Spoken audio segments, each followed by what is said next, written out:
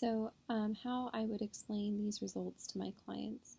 Well, first, I would just explain again, like what it means to be colonized with GBS and what it actually means to be infected.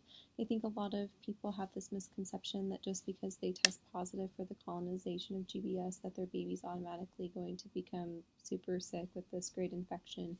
And we know that not to be true, that it's more just like a possibility, just like if you were infected with the flu virus, and then you share stuff with your baby, that maybe they would become infected with the flu virus, or fill in the blank, like, things are, colonizations are everywhere.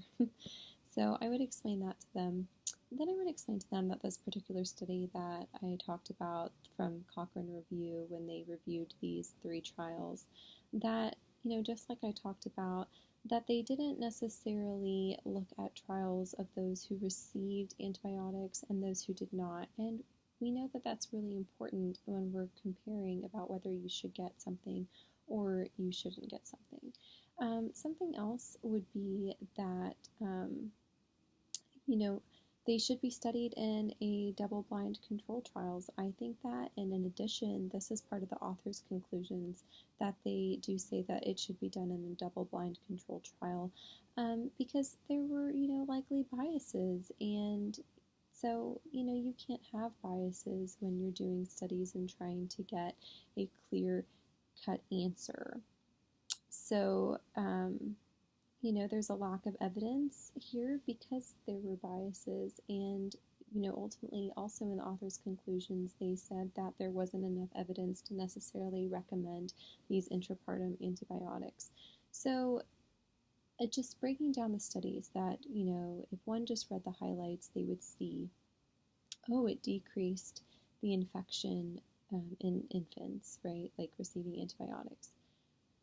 But then debriefing it and realizing, like, that doesn't mean that's universal.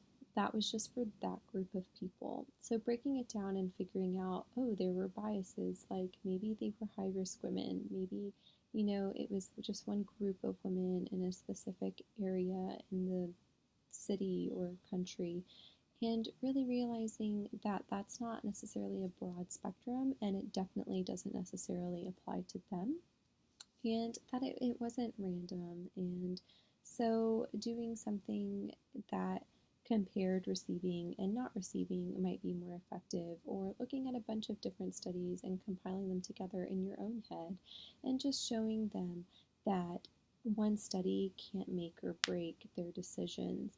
And also telling them, like, look, I took the time, I read the thing, and then I even looked at the author's conclusions, and even he, she, them as the authors suggest that there is further evidence before they can suggest giving antibiotics during the intrapartum period.